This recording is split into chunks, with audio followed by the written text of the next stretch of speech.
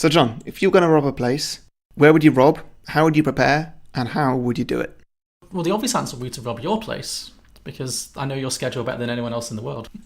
Okay. I could very Harry, easily... do you want to do a podcast tonight and then you're not here? Yeah, basically, yeah. I could just invite you for a podcast recording and then go around to yours. Although, I can't think of anything you have that I want. Yeah, that was my next question, was why me? Yeah, there's not much. Maybe, actually, a bit of insurance fraud. Maybe I could rob myself.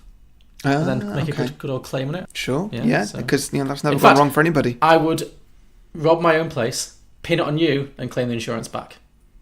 Perfect. I mean, why put it on me? Because you're here more than anyone else, so you'd be the easiest person to pin it on. I invite you around for a podcast, say, my keys under the mat or something. Mm-hmm. You let yourself in. Where's John? But if you give your keys to somebody, that's done. Or I'll just say the door's unlocked. They're not going to pay out. They're not going to pay out. You need to have your door locked. Well, they don't need to know that, though. I think your plan's flawed. Really? Yeah. Oh, well, you're safe for now then. Woohoo! Some films are fine just the way they are. Other films sometimes take it way too far. But really, how bad could it get? Let's go beyond the box set.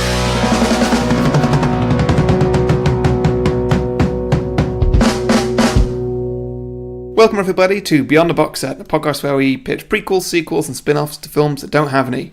This is actually part 2 of our big crossover episode with 2 Geeks, 2 Movies. So, we have Ross on. Hello! And we have Harry from 2 Geeks, 2 Movies. Hello! And then, obviously, Beyond the Box Set, there's me, Harry, and there's John. Hello. Yeah, does that count as 2 guests if you're from 2 Geeks, 2 Movies? Yeah, I'm a guest. A guest on your own podcast? Yeah. Does that mean I'm in charge this week, since you're merely guesting? No, because he's also hosting. I mean, I also just read the intro, so I've done my bit. Sure. That's true. that's a fair point. Yeah, whatever. You can be in charge from now, John. Yeah. I don't want to be in charge. Am I your first double returning guest? No, you're our first triple. I mean, I'm double returning, though. Oh, okay. Am I... Because I was the first returning guest and your first returning Why do you just say guest. first triple? It's like, have to be so weird. Because I'm double returning. You said returning guest. You're double weird, Ross. I think Very you'll find out John, triple then. weird. Yes, because this is your 3rd episode. Yeah. You are definitely the first one to hit 3. I've forgotten the order. I did... Good, the Bad and the Ugly, and then... It's a Wonderful Life. It's a Wonderful Life. I couldn't remember the order. Mm-hmm. Part of the reason why I picked this one is because it's made by the person who considers Good, the Bad and the Ugly their favourite film. Tarantino, that makes sense. Ah. Great.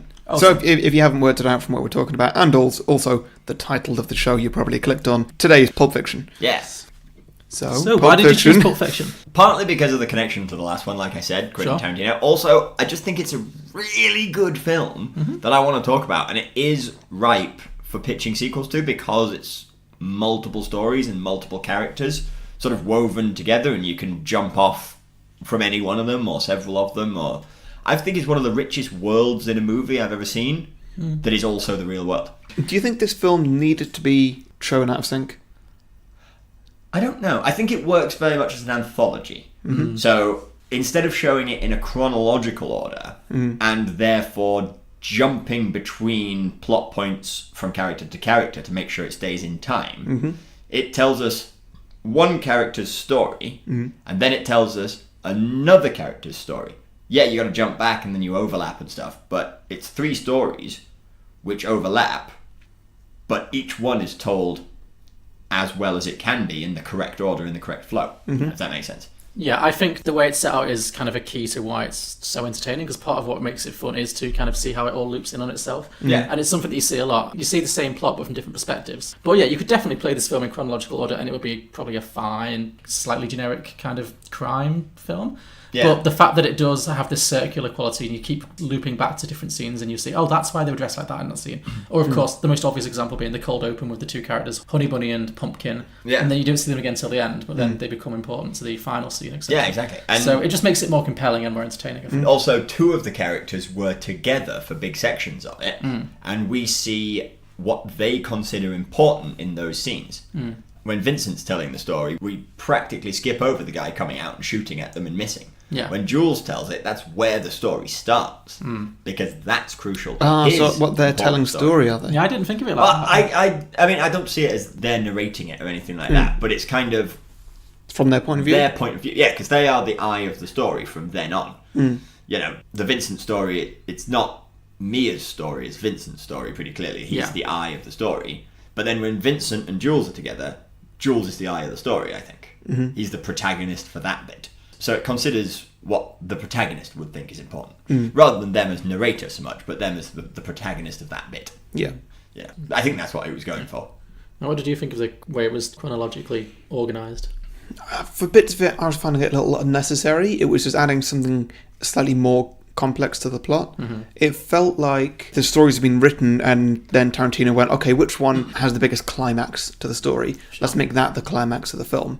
And then, that's kind of in the middle of the story, so I have to do it all over the place. Whereas if it was written a bit differently, like the biggest climax would be Bruce Willis and Ving Rhames under the shop, because that's one of the last moments of the film chronologically. Yeah. Yes. And that could in itself have a lot more tension than the scene actually did, and could work as the film end. And so the film, I reckon, could work told linearly. In a linear fashion. Yeah. Would that be better, do you think? Or like, did the chronological thing annoy you? It sounds like it annoyed you. I think it'd be messy if you did that, because you have to jump around so much. Because you have to tell Vincent and Jules' story. I think you only have to jump around as much as a normal film jumps around. Whereas Tarantino classically doesn't jump around. He'll do a chapter which will be like a half hour or 45 minutes based on just one set of characters. And then he'll go to another chapter. Look at Inglourious Bastards, for example. Yeah, or Kill Bill actually set out very much in chapters. I don't know it as well, but yeah, very much just keep one thing separate to another. Yeah. Whereas in most other films, you'll have scenes that last a couple of minutes as a long scene. But I think I kind of agree with Ross about the sense of that each chapter is a certain character's story. Because if you think about it, in terms of like what's the most dramatic, surprising thing that happens in the film, it's probably John Travolta dying. But in that scene, it happens. It's shocking because it's like, if you don't know what's going to happen, obviously, it's shocking because you don't expect that character to die before the end of the film because he is the biggest star in it. But in the way that scene is shot, it's kind of like it happens. It's not very dramatic. It's because for Bruce Willis, that's just like, oh, that was a relief. Move on. Yeah. It's not a big moment for him because he doesn't have any relationships to that character in the way that we do as a viewer. So They did have the It's nice also bit not- in the bar where it shows they're antagonistic. yeah, they've met, they know each Yeah. other, but it's not like I was going to say, it's also not a small moment for him, because that's the first person that he's killed, like, while looking at him. Like, he killed that other boxer, but He didn't know he'd done it. he didn't kill him. That guy just died of injuries, presumably. Yeah. He didn't know he'd done it. Until Yeah, he he heard didn't about it actually on look the someone in radio. the eye and kill them, and I really saw something in Bruce Willis's face as that happened. Oh, Yeah. sure, yeah. There's definitely something different about winning a boxing match so much the other guy dies from his injuries and filling a man with bullets at like 2 paces away. In your own home. In your own home. Another thing that struck me about the way this film is told in a way that a lot of other films would do it differently is that I think any other director who was telling this kind of story, there would be a cop. There'd be some kind of law enforcement. Trying to stop Marsellus Wallace. Yes, absolutely. Yeah. It feels like this film is all side characters. And maybe the fact that they're all short stories is kind of why that is. But like, if this film was told in any other way, there would be like a hard-bitten cop who's like trying to pursue them. Yeah, paid by Danny Glover or something. Yeah, I exactly. was going to say, is it Were you Danny gonna say Glover? Danny Glover? Is he like 2 days from retirement? Oh no! Wait, hang on. Is this in the same world as Lethal Weapon? Those two. There's actually a whole Lethal Weapon film that they never filmed, which is just those two chasing everybody in this film down. Yeah. But yeah, I like that. I like the fact that it's all these characters who would probably be on the margins of any other kind of crime movie, but they all get their own little story. And the only cop in the film, I think, is the crazy rapist in the basement scene. I wasn't sure what it was, because also what he was wearing looked way too much like a costume. It did look a bit YMCA cop rather than Yeah. real cop. Yeah. Maybe he was a stripper. It just looked a bit too We don't blue. know for sure, Yeah, do that's we? true. We don't know for sure if he We was a never cop. do know for sure. Yeah. We know he was dressed as one, that's all. Yeah, he could actually just be a stripper. Yeah. Is he the guy who gets stabbed with a sword? Or is he the guy who gets shot in the balls with a shotgun? That second one. Second one. Yeah. Yeah. What now? What now? Let me tell you what now. I'ma call a couple of hard pipe-hitting niggas to go to work on the homes here with a pair of pliers and a blowtorch. You hear me talking, hillbilly boy? I ain't through with you by damn sight. I'ma get medieval on your ass. But yeah, I mean, what were your kind of favourite storylines or characters? I think my favourite stuff would be the Bruce Willis Ving Rhames stuff. Right, sure, yeah. I found that quite thrilling. Oh, the basement scene. Yeah. It's terrifying, isn't it? Yeah. But then also, Winston Wolfe. Oh, yeah. Why is he wearing a suit at like 8:30 in the morning? I don't know, but I love how it's just never addressed. That's never. He's in a full tuxedo. Yeah, bow tie and everything. Most of the action of this film happens between the hours of like 6 and 8 a.m. Yeah, That's true, actually. Yeah, because Butch's whole situation, the fight is nighttime, and then the next morning with the watch is the early morning. Mm-hmm. What was your favourite like short story or vignette? I quite like Jules's one with the wolf. I think that's probably my favourite one. It's the gritty bit out of a crime story. Like, do you mean the whole section after they kill poor Marvin? Yeah, exactly. And then the cleanup happens. The cleanup and all the rest, because you see a whole bunch, and this is kind of only just realising now why I found that so compelling. You see a lot of crime films where people get their heads blown off. Yeah. You never see what must surely be the aftermath of that, which is making sure the police don't find out. You see a dumping of a body occasionally, but you never see a detailed examination of how you could deal with that. And I think this is what you get here, and that's fascinating. It's a good sequence. I was going to come to this later, but we might as well deal with it now. Quentin Tarantino's cameo, which he does like to do. Oh, this one is awful. Really? I hated him in this one. I'm alright with it. I loved him in Django Unchained because it was very much just a cameo. And he blew himself up, which is funny. Yeah. But like, it was just a cameo. It was like, that's him. That's great. He was kind of big in this one. This one he was a full-on character. There were a lot of characters who were smaller than him. Yeah. Like, he may have had more screen time than Winston Wolfe. I'm not sure, but like, they have about the same amount of time. Yeah, about the same. When they're in story, at least. His character's not great. And I think that if you're going to cameo in your own film, the character needs to have no effect on the plot, such as Lord of the Rings. When he threw a rock. Yeah, there's been a few. Or a spear, possibly. Yeah, he did a few, I think. He put his kids in twice. Yeah, but like, it wasn't to the detriment of the plot at all. Yeah, absolutely. And the other way you can do a good cameo is actually do something great. Yeah. He was also... Or just like have a great little conversation or point, like most Stan Lee cameos.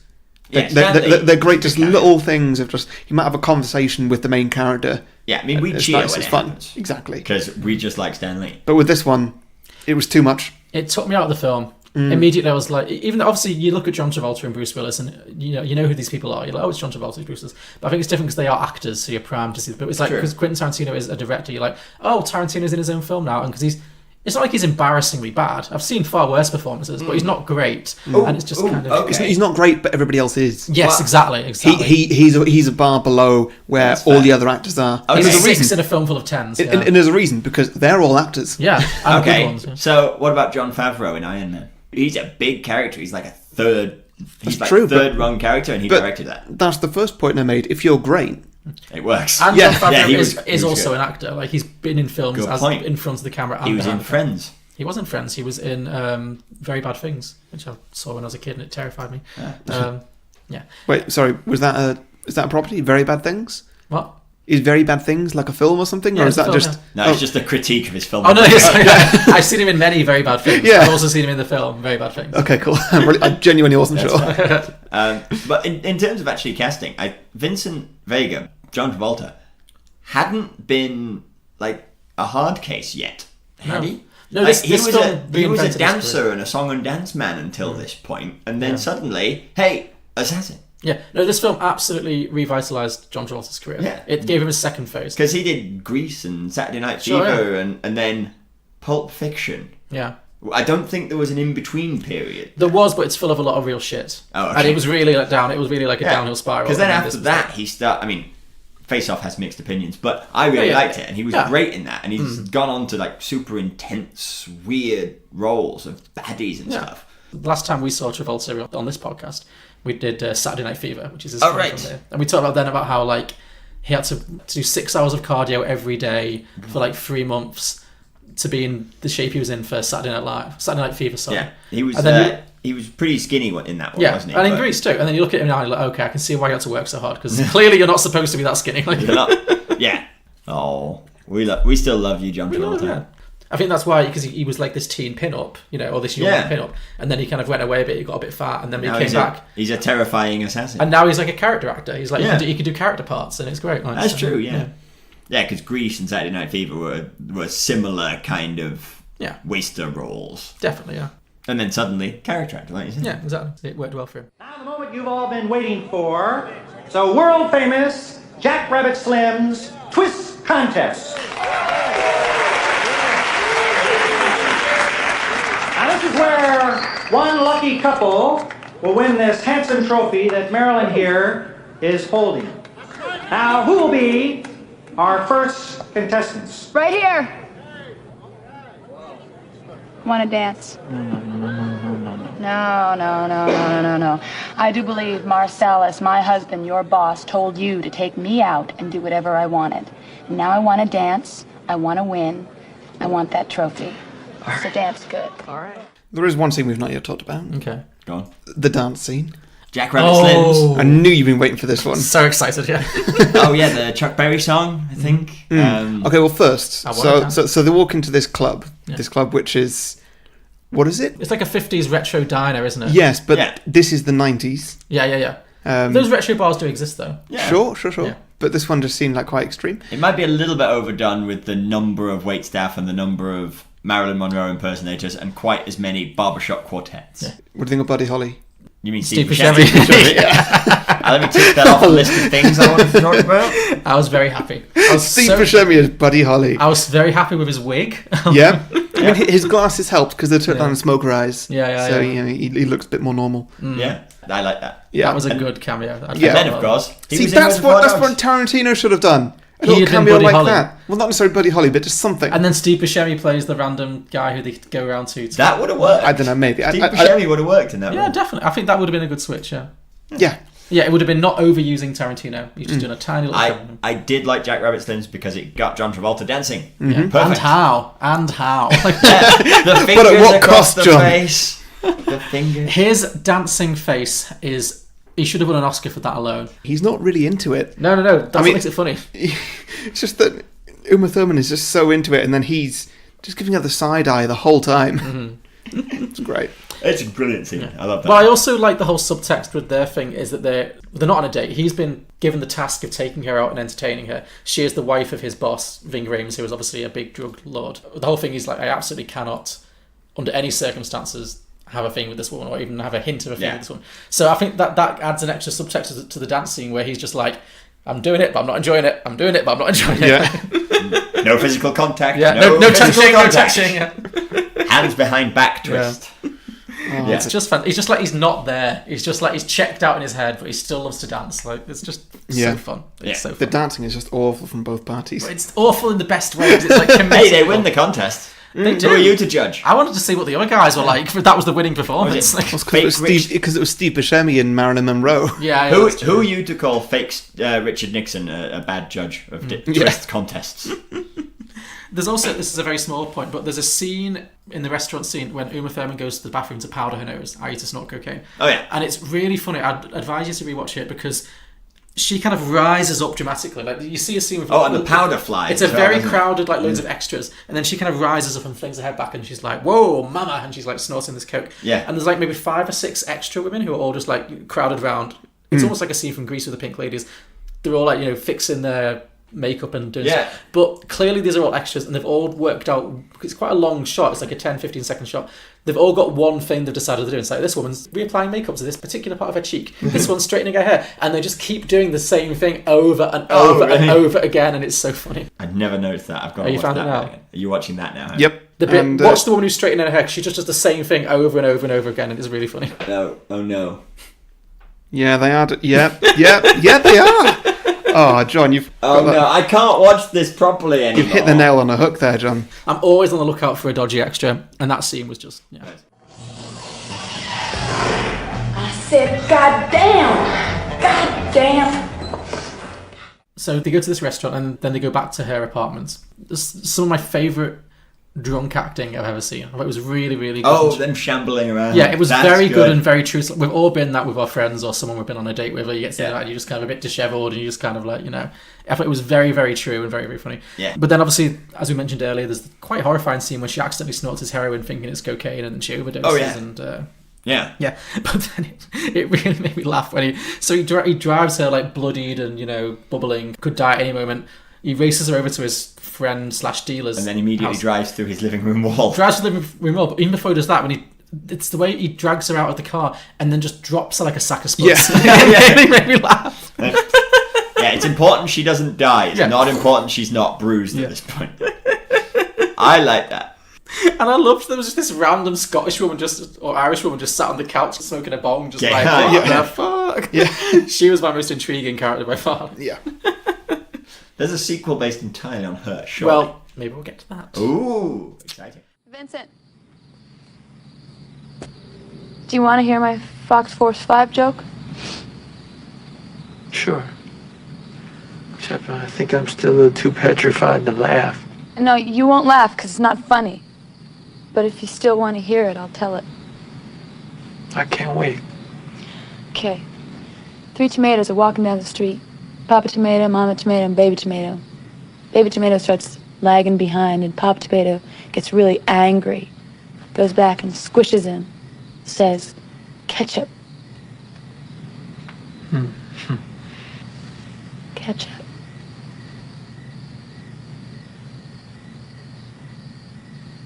See you around.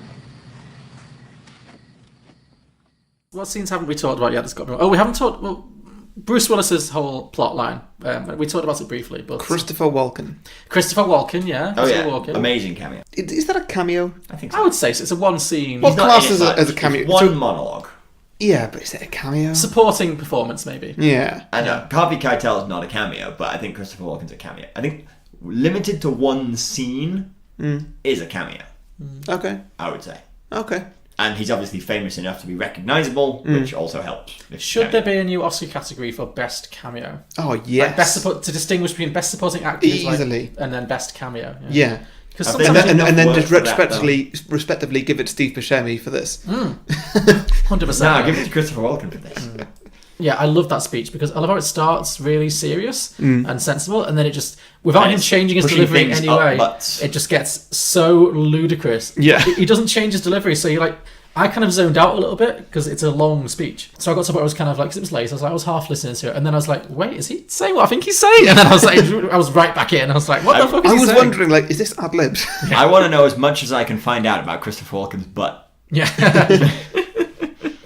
So what's Christopher Walken's relationship to Bruce Willis? I think he served with his father in the army, because that was the thing. If someone was killed in service in the army, they would send one of the comrades, yes, to deliver the bad news to the family. Yeah. So I think that's what his job was. He was probably his best friend in there. So Bruce Willis's father had a watch in the war. Yeah. Yeah. He'd had the news already. Put it up his butt so that his son could have it. Yes. Yeah. And then he died, but his last thing before he died was like, hey, Christopher Walken, Yeah. take that, please. Nice sound effects. Deliver it to my son. I realised I was miming on a podcast, so... And then Christopher Walken keeps that up his butt for a few years, and then gives it to Bruce Willis. Yeah. I think Taylor's oldest time. Yeah, also, Bruce Willis's dad died of dysentery. which was probably not helped by the watch. Up the butt. Dysentery is just like it's a disease up there, isn't it? Yeah. Yeah. I mean, it's Cool. gastrointestinal rather than specifically it's not the like butt. extreme diarrhea or something. Dysentery causes diarrhea. I think dysentery is the disease. Diarrhea will be a symptom. Okay. Could it be caused by spending several years with a watch up your up your butt? butt? Probably. It would be called, I think, unsanitary conditions. Yeah, sure. So having a watch up your butt that has potentially previously been worn for a year or so in a wartime jungle type situation. Yeah. It's not very sanitary. No. I think dysentery is either it's viral, I think, or possibly bacterial. Basically, you get it from dirty water. Sure. But stuffing dirty things up your butthole probably isn't helping matters. Sure. The way your dad looked at it, this watch was your birthright. You'd be damned if any slope's gonna put the greasy yellow hands on his boy's birthright. So he hid it. In one place he knew he could hide something, his ass. 5 long years he wore this watch, up his ass. Then he died of dysentery. He gave me the watch. I hid this uncomfortable hunk of metal up my ass 2 years. Then, after 7 years, I was sent home to my family. And now, little man, I give the watch to you. What did you think of Bruce Willis? I mean, I'd forgotten that he was actually in this film. Because all the marketing Yeah, me too. All the marketing in this film is... What do you mean you've forgotten? You've not seen it before? I mean, but still, You were aware. Going in, I knew it. I was like, this is John Travolta and Samuel L. Jackson and Uma Thurman. It's their film. And then I was like, oh, there's a whole extra plot with Bruce Willis. Because it's not really any of the marketing around him. You know, the poster is Uma Thurman, the famous image is Samuel L. Jackson and John Travolta. A lot of the scenes you see on like clip shows, it's those characters. I think Bruce Willis is a bit unsung in this, but I thought he was really good. Oh yeah. Like Bruce Willis has only got 2 speeds. It's does. really good and then just fine as an action star. Yeah, sure. Or he's either really good or he's phoning it in. Yeah. And he's a good enough actor that even when he phones it in, he's watchable. He's not the reason why Die Hard 7 sucks. No. But he's the reason why Die Hard 1 is great. Yeah. He's not the only reason, but he definitely helps. Yeah. I mean, his character was really not very likable, but his character is very compelling. And God, he's so lucky. Yes. So fucking lucky. Like, he has so many moments of just pure good Hang luck. on, though. When he just accidentally bumps into the mob boss in the street getting donuts, that's bad luck. Bad luck, but also good luck in the sense he has an opportunity to kill him. I mean, obviously it doesn't go that way, but, you know. Yeah, it and would have solved also a lot of then problems. subsequently an opportunity to save him. Yes. Yeah. I mean, it all works out. Certainly helps. It works out for him. It works out better for him than it does for Ving Rhames. This is true. Oh, it's very God, true. Yeah. I don't know if you noticed this as well, because you'd have recognised it, but the scene where he runs over Ving Rhames, and then Ving Rhames is like on the ground, unconscious, and then a bunch of people like lift him up, and there's a red-headed woman who says, "Are you okay?" She is a well-known comedian called Kathy Griffin. She only has like 2 lines. She's basically an extra. Yeah. But she really made me laugh because she's like, "Are you okay? If you want me to go to the police, I'll testify everything because that guy was a whack job." And he's like, Ving Rhames is still obviously quite dazed. He's like, "What guy?" She's like, "That guy over there, he did it." And then she points and it's Bruce Willis. Oh, he gets shot. She gets shot, doesn't she? No, she doesn't get shot. That's someone else. But then Ving Rhames sees it's Bruce Willis, goes right, pulls out a gun and shoots at him. And then Kathy Griffin does the funniest facial expression you'll ever see. She just kind of goes, "Nope," and then she just like legs it. It's like... But my favourite thing about that is I was watching the end credits and it said everyone else had a character, like, you know, so it's actor and cast, even like the extras, so like, you know, XX plays waitress or XX plays girl in taxi. Yeah. Kathy Griffin, it said Kathy Griffin as herself. Oh, really? So in that scene, Ving Rhames just runs into at the time moderately successful stand-up comedian Kathy Griffin, who helps him out a little bit, almost gets shot, and then does a runner, which I thought was really fun. I like that that's canonically her. Yeah. John, I just rewatched that. You've done it. Do you want to watch this process in? I do want to watch this. She just walks up, she raises her eyebrows, turns around and walks away. Right. Everybody else sprints, and she just calmly walks. She was also dating Quentin Tarantino at the time, which might explain why she got that fun little cameo. But it's fair. So wait, does that mean that Tarantino is a real person in the Tarantino-verse? Well, he's not credited as himself, he's credited as Jimmy, so... Yeah, also, he's married to somebody else. Oh, I see what you mean, because she's dating Quentin Tarantino, so... Yeah. Maybe, yeah. Kathy Griffin is, but her relationship status is single. True, yeah. Maybe this is a slight version of herself. Okay. Right, that got weird. It did. Sorry, I'm just rewatching that scene again. It's very funny. It's something like, exit time. No. I think it's LA, isn't it? Yeah. I think if you live in LA and someone pulls a gun, you're like, yep, I'm used to this, I'm leaving. Yeah. So I think the only characters we haven't touched on yet are the characters that open and close the film, which is Pumpkin and Honey Bunny. Yeah. What did you think of Pumpkin and Honey Bunny? They were great. I loved them. They were so much fun. I did too. I like the sort of borderline philosophizing they're doing about like what's a good place to rob and that kind of thing. It's really good. Tim Roth, great actor. I love Tim Roth. Reservoir Dogs, he's the main guy, and it's brilliant. I love Amanda Plummer, who plays Honey Bunny. Because she's one of those actresses who she's very kind of stagey and like she's always doing stuff. So have you ever seen The Fisher King with Robin Williams and Jeff Bridges? I haven't. That's a great film she's in. She always plays like these very quirky, weird characters, and she's always really fun to watch whenever she's in anything because she's just one of those actresses you just can't help but find interesting. Yeah. But the bit when because you're right, the film starts with this kind of cold open, and I love a cold open in a film when they're just having this kind of quite placid conversation about what they should rob and when, and they're making all these plans. And he's like, okay, let's do it now. Okay, let's do it now. She's actually being kind of cutesy as well. Yeah. Like, oh, I don't want to kill anyone. Yeah, and then she's really nice to the waitress. Like the waitress, that's the best thing. She's so sweet to the waitress, and then suddenly, if any of you pricks move. Yeah. The switch she does is so funny. Yeah, brilliant. Like, because Tim Roth kind of just stands up and says, "Okay, this is robbery." Yeah, he stays the same. She just goes into this whole different character. Flips. Yeah. I love it. I love you, Pumpkin. I love you, Honey Bunny. Everybody be cool, this is a robbery! Any of you fucking pricks move! And I'll execute every one of you motherfuckers! You got that? Alright, so is that us done? I think that's our general plot discussion is done. You got some Griffin games? Anytime you definitely don't want to take drugs anymore. Fair, yeah. Cool. Well, I was going to say drink for deaths. Yeah, I was going to say drink for bullets. Solid, yeah. I'd any drink for bullets guns, being which I fired. think is fair. Yeah, drink for guns. Bullets. So when John Travolta goes, is that like 6 drinks or whatever? Yeah, 1 drink for every bullet. Okay. And 1 drink for every gun as well. I mean, actually, no, maybe... That seems turning into a lot. that's quite a lot. Maybe bullets is better than gun. Maybe when you see the gun, drink. When it fires a bullet, drink some. When a gun is pulled out, maybe. Oh, yeah, when a gun is pulled. Yeah, That's there's good a lot one. of those. There's quite a lot of that. Yeah.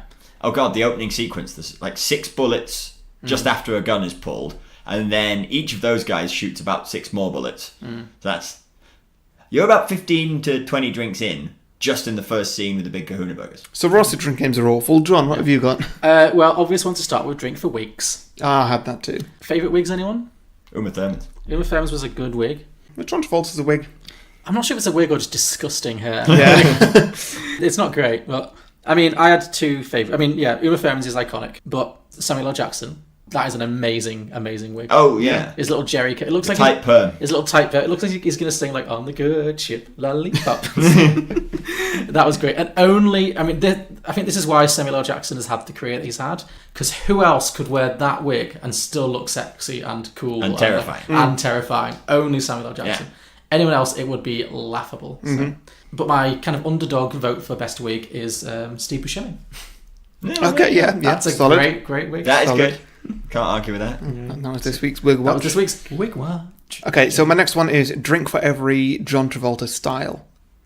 Because he has a lot of different hairstyles and costume combos in this. Okay, go on. A lot of quite iconic ones. Obviously, there's the one where him and Sam Jackson are pointing guns. Yeah. Then there's the scene where he's in Mia's house, like looking around. And that's become a meme And the now, meme, him being confused. And then when they're in the diner, like he's got hair sort of down over his face. Yeah. In a weird way that like he looks uncomfortable, but also looks a bit cool at the same time.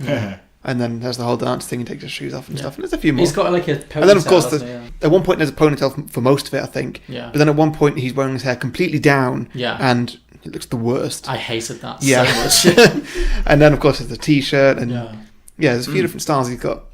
So drink for every That new man one of can them. look good in a wide variety of different Yeah. But you're concepts. saying he was looking good in all those things? Well, not necessarily good, but you know, Compelling. compelling. Yeah. Yeah. Yeah. He's got those styles. I like the word compelling as a good out to explain why you like something that's actually hateful. Sure. Yeah. Russell, you got any more? I think that's about it. Oh, maybe drink for gratuitous cameos. Sure. Yeah. Oh, yeah. Sorry. So, you know, Kathy Griffin, Steve Buscemi, and Quentin Tarantino. Yeah. Cool. Very good. Very gratuitous because it lasts. See, Kathy Griffin's also almost wasn't a cameo, apart from the fact that she's herself. Yeah, no, exactly. I never would have clocked that as a cameo. Also, she's not like a movie star. It's not like, unless you're someone like me who like knows random comedians, you wouldn't be like, oh, it's megastar Kathy Griffin. You know? That's fair. It was just like a quirky. I mean, Steve Buscemi wasn't a megastar. No, I mean this is before Lebowski. Like he was literally just an actor. He's also barely recognisable now. Yeah, like, even if you know who Steve Buscemi is, you can't recognise him under that. True. Yeah. Drink to references to burgers or condiments. Oh yeah. Oh yeah. I nearly had that one. Drink for any shot of feet. Yes, Quentin Not Tarantino. many. There's a few though. Intense. Tarantino is a notorious foot fetishist. Yeah. So yeah. I mean, he got Kurt Russell to lick someone's feet in Death Proof. I can't remember whose. I think it might have been Mary Elizabeth Winstead's feet. There's definitely a bit weird. Yeah. He definitely has Uma Thurman barefoot dancing, and there's quite a few close-ups on her feet as well. So yeah. Good point. And yeah, true. I think she's barefoot for at least a little bit of Kill Bill too. Probably, yeah. He does love her feet. Oh, fair bit. Like, doesn't she squish him his eye with her toes? Oh, that's right. That's a very specific bit of foot fetishism, isn't it? That's disgusting. Yeah. Yeah, she's barefoot for that bit. Yeah. Oh, Quentin. Yeah, see, I don't remember those films very well, but I remember that bit. Whenever you enjoy Quentin, that's fine, but not necessarily in every film, and not necessarily bare feet squishing eyeballs. Yeah, not that. Drink for anytime anybody says motherfucker. That's a lot. Normally Sam Jackson, of course. That absolutely will kill you. Yeah. I just did a couple more. Drink for long conversations that don't matter. A Tarantino staple, when someone's rambling about something or other. And the last one was drink whenever somebody gets ridiculously lucky. Mostly Bruce Willis. Well, when a turn of events happens. That's good. Yeah, that happens a lot too. Right, now let's talk about Patreon. So our podcast is on Patreon for anybody who would like to support the show in any way. If you've enjoyed it and you want to give something back to help us keep the lights on and keep our hosting paid for, well, you can support us at patreon.com/beyondtheboxset. And for that, you get a few little bonus things. We do a bonus show called Beyond the Box Set, where each week we review films that are in the cinema right now. Also, there's a few privileges for our Patreon supporters. For example, you can choose an episode for our bonus show, Beyond the Box Set. If it's like, say, some kind of sequel that you want us to talk about, that's where it goes. If it's something that's not a sequel, could go on a main show, well, we'll do it on a main show. Once a month, we'll pick a Patreon episode, and we'll encourage you to guest on it if you want. And also, every week we do a 30-second advert slot for anything you want to advertise. Could be your own podcast, could be your own business, could be pens. I'm not good at selling pens. I've not won a lot of job interviews. How many times have you advertised for a job in the pen industry? I once applied for a job at an O2 store and they said, okay, sell me this pen. And I was like, you know what, I'm fine. I don't need this job. Yeah, you could try and sell pens or laptops or beer or microphones. And Or our sister podcast. I'm just naming things that are on the table right now. Do you want to, that's pretty much what we do. Do you want to take 30 seconds and advertise something of your choice? Could be anything. Do I have to pay for it? No. Oh, okay. Hi, guys. Because you're here in person. I turned up. So you get a long way just by turning up. Hi, guys. I'm Ross from Two Geeks, Two Movies. I would love it if you gave a listen to mine and Harry's podcast, in which myself and Harry talk about two movies that are quite similar, and we mash them together and see what interesting similarities we can find and what observations we can make. We did Black Panther and Lion King. That was quite a good one. I enjoyed. It and Thing. We did. Recently we did Batman and Batman. As in Batman 99 and Batman Begins. I was going to leave that ambiguous, but okay. And obviously the other part of this crossover in which we did Treasure Island, Muppet Treasure Island, and Treasure Planet. Which is available on all good podcasting platforms, so search Two Geeks, Two Movies. And that last episode, Treasure Island one, should have gone out yesterday. At the time of release of this episode. Okay. Also, if you want to hire me as a juggler, I'm also that. Where can they find you for that? RossBurtonCircusArtist.com. Great. And I'm also on Instagram and Twitter and all the rest. Ross Burton Circus Artist. If you're interested in any kind of juggling stuff, I teach workshops.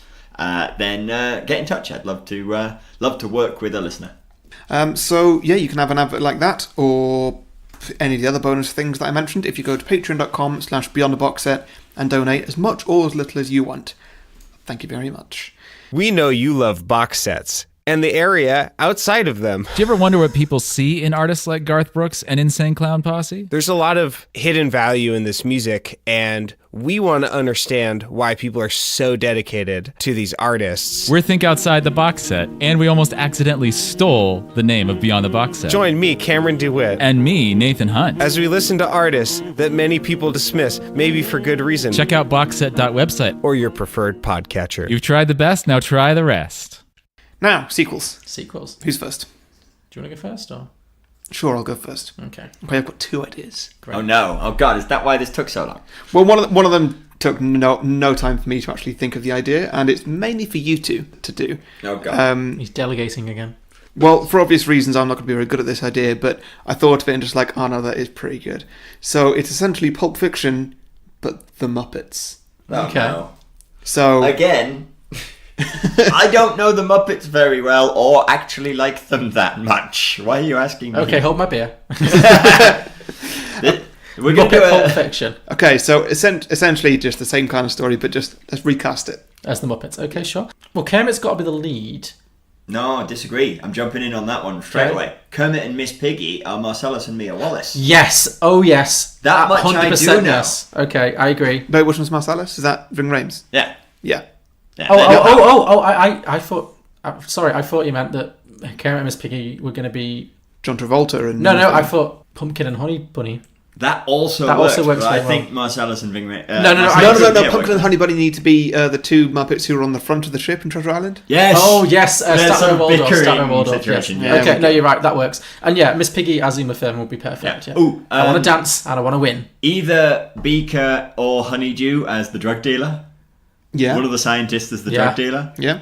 That'd work. The drug dealer and then like the person on the couch just could be the other one. Yeah, okay, so Bunsen Honeydew is definitely the Eric Stoltz, the drug dealer, Lance. And yeah, Beaker is absolutely the random stoned Irish woman. Just going me. Oh, he's me, isn't he? Yeah. Great. Just on the couch getting wrecked. Yes. Yeah. So Travolta and Samuel L. Fozzie Bear and maybe Well, shouldn't they be the two main ones? Oh, Gonzo and Rizzo. Yeah? Yeah. Oh, that fits. That fits work. Yeah, Gonzo and Rizzo as Travolta. Yeah, John Travolta can be Gonzo. Yeah. And Rizzo the Rat can be Samuel L. Jackson. That works quite well. What about Butch? Which one's Butch again? Bruce Willis. Bruce Willis. Who have we not used yet? Well, could that be Fozzie Bear? That works. That could be Fozzie That works Bear. really well. Any other characters we've not used yet? Oh, the Fixer. He can be Harvey Keitel. Harvey Keitel. Sam the Eagle. Oh, that works. That's good. Yeah. Yeah, he's a bit scary as well. Yeah. Christopher Walken? Who have we not used yet? I don't know any more Muppets. Who's the drummer? Animal. I only know that one because he's a drummer. I'm not a drummer or anything. But it's who could give like a long monologue who we've not used yet? Like.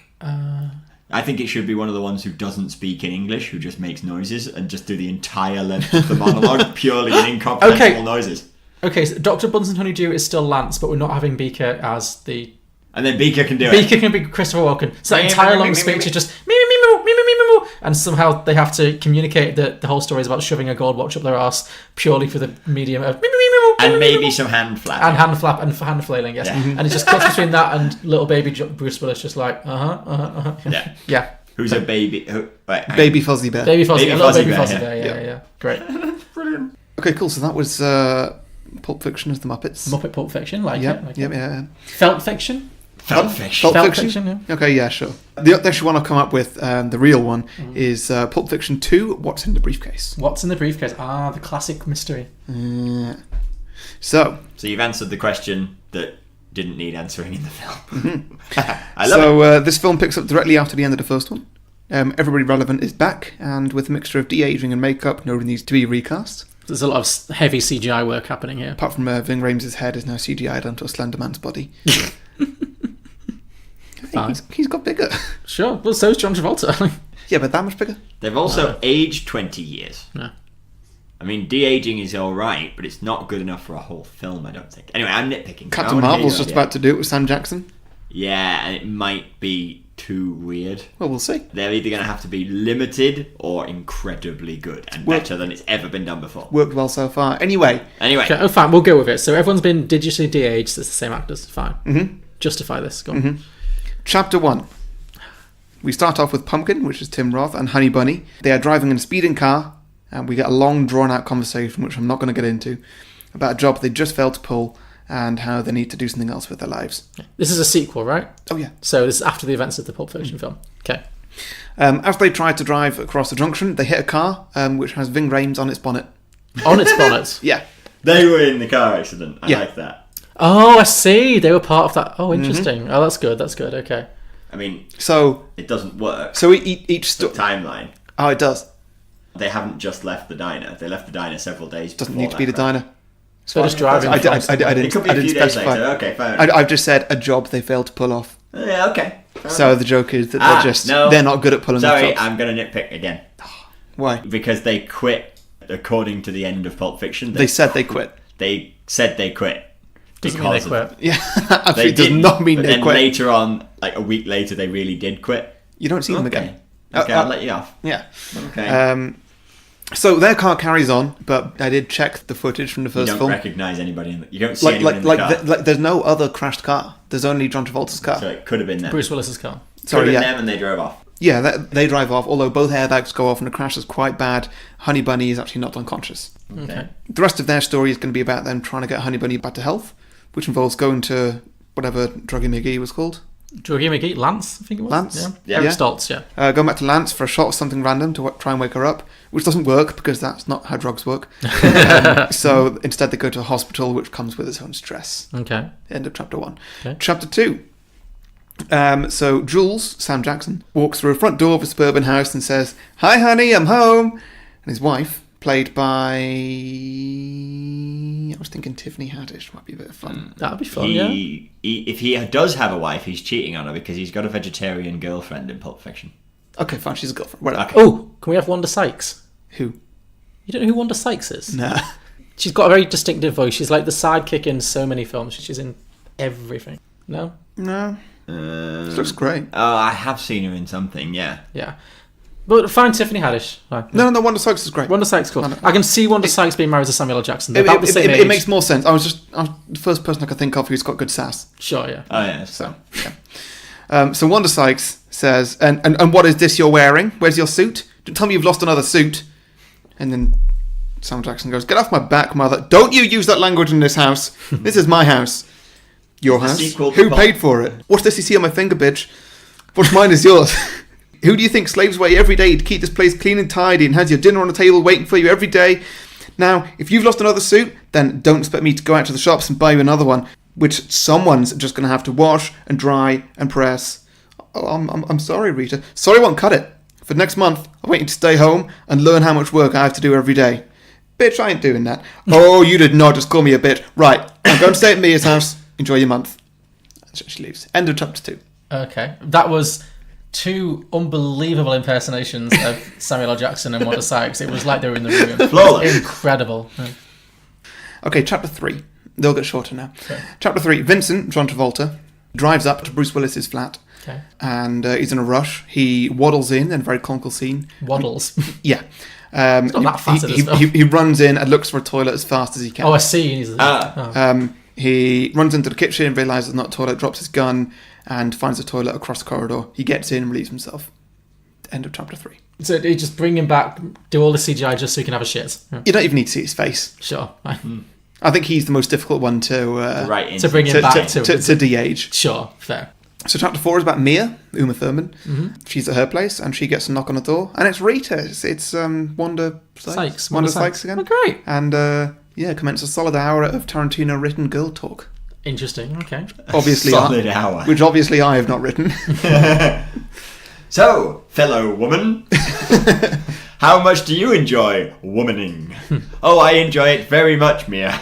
Well, I think it'd be funny to have them sort of compare like Samuel L. Jackson and Ving Rhames as their respective partners. Yeah, that would be quite funny. I don't know. A conversation ensues. I'd watch Quentin Tarantino write 2 incredibly good actresses riffing about 2 other incredibly cool characters. Yeah. That's good. The Devil Wears Prada as directed by Quentin Tarantino. Okay, so chapter 5. Butch, Bruce Willis, is driven away with his girlfriend and tries to start a new life in a different city. It doesn't go well. Mm-hmm. Don't know if you guys want to add anything to that, but that's all I've got. Wow. It doesn't go well. Does he get back into the boxing scene, maybe? Yeah, I'd say he tries to carry on his boxing career. Because he's not got a new identity. Sure. Has he fled the USA completely? No, he's fled that. He lost his LA privileges. Okay, right. That's what Ving Rhames said. I was thinking he could go to Mexico or something. Well, they had a plan. They were going to go to Bora Bora. Well, that was it, yeah. So maybe their adventures in Bora Bora. Bora Bora then, okay. Maybe he gets in with the local mob there and makes some enemies quite quickly and moves on to somewhere else. Sure. Meanwhile, maybe his girlfriend is just doing her own thing. Yeah. Maybe it's her story. Maybe it's like how, what did I say her name was? Like Fabiella? Maybe it's like how Fabiella got her groove back. It's like, sure. She finds herself and realises she doesn't need this man. Yeah. Because man, she needs to leave him. Indeed, yeah. Or maybe she just enjoys the lifestyle in Bora Bora and she just gets that pot belly she was so excited about getting. So. And that's the film. Oh, no, maybe in the length of the car journey, Bruce Willis has got a pot belly. Sure, yeah. And now she's really happy with it. Yeah. Because obviously Bruce Willis, now he's got himself one. Sure. So, there's something there, I don't know. Yeah. Maybe that could be a little learning joke, I don't know. Yeah. Anyway, chapter 6, final chapter. Mm-hmm. Marsellus, Ving Rhames, has just got out of the hardware store, or whatever that shop was. Mm-hmm. Pawn shop. Yeah. I wasn't far off. Some of his goons are going down to talk to the guy down there, and Marsellus himself, he goes to a hospital. He walks in and comes across a very curious situation. 2 people, a man and a woman, they're seemingly trying to hold up the A&E of the hospital to steal money from everybody's wallets. Marsellus takes one look around the room, senses the situation, and just says to himself, fuck, I'm going to a different hospital. Nice. I like that. And that concludes Pulp Fiction 2, What's Inside the Briefcase. We never actually see inside the briefcase. We don't even see the briefcase. The title was just clickbait. Oh, that's very good. The title was clickbait. I like it. I like how it pays tribute to the original because it starts with Funny Bunny and Pumpkin. It works itself right out. Yeah, that's good. Actually, I think I'd probably watch that. I know, it'd be funny, wouldn't it? That was good. Yeah. As long as you never find out what's in the briefcase. Yes. Have you heard the theory it's Marcellus Wallace's soul? Yeah, that's Deal with the devil, 666 is the code to open it. The plaster on the back of his neck is apparently biblically a place where Satan would pull your soul out through. Mm-hmm. Who's Satan in this scenario? Harvey Keitel, I don't know. Oh, maybe. Maybe literally the real Satan. Okay, yeah. I reckon Satan was the Gimp. Elizabeth Hurley. Yeah. Elizabeth Hurley, yes, classic season. But yeah, and then there's some kind of screwing over system going on, and then the guys end up with a briefcase, and Marsellus is trying to get his soul back from the devil. So yeah, it's an interesting idea. I'm actually surprisingly happy with mine, given how little effort went into it. No, that worked out very well. I had low expectations. Given me you too. Were raising it right down But to the no, wire. I actually would. I'd really like to watch that as like a short kind of spoof. Yeah, definitely. Yeah. Ross, over to you. So when I came on for It's a Wonderful Life, I did a straight up sequel. When I came on for Good, the Bad and the Ugly, I did a scathing retort of the cinema industry in the form of pointless prequeling. Yeah. Well, you know how you pitch a sequel? Well, I'm pitching 10. 10? Oh my god. Yes, this is Worlds of Pulp Fiction, no. Extended Dark Universe Anthology. Oh dear god. Dear. It's a scathing indictment of pointless world building and desperately trying to make an extended universe before you've made a film yet. Basically because Venom has got like 9 sequels penned in or something. Oh my god, really? He's exaggerating, but yeah. It's got a lot. I think it's got like 2 And or obviously the Dark Universe utterly failing and DC barely limping along. So I'm pitching 10 sequels, prequels and sidequels, which you guys could potentially help me cast. Some of them could be the original cast, some of them could be new. So, firstly, we have got, these are obviously necessarily brief. I hope I'm not jumping ahead, but I hope that Sam Jackson is going to link them all together. Not quite. Oh, come on. Although, theoretically, maybe. He links a few. Alright, the main link is actually going to be Marsellus Wallace. Sure. Because he is the link between all the stories in Pulp Fiction. Okay. So he's the link between all the stories in the Pulp Fiction extended universe. So the first one is French Rocky. It needs a better title. Go on. Go on. But Butch is in France. He's moved from America to France now that he's trying to be a professional boxer. And he's trying to be a professional boxer in France. And he's doing quite well. And he meets, what's her name? Fabienne. Oh, is this a prequel then? It's a prequel. So he meets Fabienne there, Okay. and she's a big boxing fan, and ends up meeting her favourite boxer, and they get on well, and they end up dating, and right at the end he wins the big title fight, and his face is all mashed, and he shouts, Fabienne, a whole bunch. Okay, It's I like not at all a rip-off of Rocky in any sense. Like it. It doesn't sound it at all. Yeah, Joseph Gordon-Levitt will be playing Bruce Willis. Of course. With weird makeup. Standard. Yeah. I nearly did the same. Yeah, and so the kind of part way through, there'll be a through line of maybe going back to America, and she wants to go to America, and obviously can't because of citizenship. And then at the end, they get married or are about to get married, because I can't remember. I think they're married by the time Pulp Fiction's happening, aren't they? Anyway, they go over to America together at the end. Yeah. And maybe the first thing that happens in America is they meet Marsellus Wallace somehow. So that's the first one. That's French Rocky. Like it. Then we also have Bora Bora Balboa. Nice. Okay. Which is a sequel. Okay. In which he is a far older, now not being chased by the mob anymore, living in Bora Bora, training a new guy. Okay. Who could be played by Michael B. Jordan, potentially. So he's a much older guy, and now he's training a younger person to potentially bring back to America. And like he meets this guy in Bora Bora who he thinks could be a champion. So he tries to get him and takes him back to America. Maybe halfway through the film, they go back to America and start winning fights together, and it becomes a whole. Oh, so this is like Rocky thing. Balboa, that film that came out. Exactly. Hence Bora Bora Balboa. I see. So it's basically the Rocky. It's kind of Balboa and Creed mixed together. Sure, I suppose. yeah. And I borrowed the guy from Creed, obviously. Sure. And Bruce Willis could still be in that one. He could, yeah. So that works quite well for that one. Alright, then we've got... This one is where Sam Jackson does link the worlds together. Kane from Kung Fu. So Jules makes good on his promise to walk the world like Kane from Kung Fu. And does so. And he has some adventures on the way, trying to be righteous, trying to be a good bloke, but ending up in scrapes where he ends up either to try and do the right thing, but ends up hurting people anyway. You know, he still goes armed, because that's what he knows. Yeah. You know, so he tries to do the right thing and ends up hurting people. Like, some guy, he's just travelling through a town, someone holds up a liquor store or something, and he tries to stop the robbery from happening, and ends up having to shoot the robber. And he goes on the run again, you know. But he ends up rekindling his passion for the piano, which he learnt as a kid, and finds himself in a sleepy little dusty church in El Paso, Texas. And then leading on to something. Then Uma Thurman comes in and does a wedding rehearsal, and then they all get executed by the Deadly Viper Assassination Squad. It's a Kill Bill connection. Right, okay. Yeah. Wish I knew that film better. Because Sam Jackson plays Rufus the pianist Okay, cool. in that film. Mm-hmm. And again, you wouldn't have to de-age him that much just to put him in between those two bits. Because he's aged up to play Rufus anyway. Okay. So it expands the Pulp Fiction Extended Dark Universe anthology by 2 more films, because it puts Kill Bill in them. Okay. Good. You could even have a scene where he says, "Wow, Beatrix, you look amazingly like a woman I knew in LA once." Must be a coincidence. Alright, now we change genres a bit. We got a rom-com. Mamma Mia, Here Marsellus Goes Again. Do go on. It's where they meet.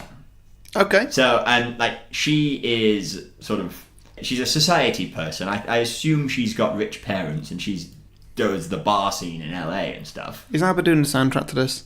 It certainly could, but it might just be a little bit too silly. Could work. A bit too silly. And ends up meeting Marsellus, and he takes a shine to her, and then he has to chase her. And yeah, by the end, they end up married. Mm-hmm. Okay. One of the main characters would have to be Tony Rocky Horror, who is also really interested in dating Mia, which sets up nicely the foot rub thing that they're talking about in the first scene. Mm-hmm. Okay. That's what I was hoping for there. And then a direct sequel to that one is... direct prequel to that one, so these could be released in a different order, is Marsellus building up his mob contacts and becoming the kingpin. So, straight up mafia movie. Yeah. Don't have much on that one. I think Ving Rhames is pretty ageless. He could probably play himself again. Yeah, sure. Maybe. And then, let's see, we've got straight up rom-com with Pumpkin and Honey Bunny, but like Bonnie and Clyde style.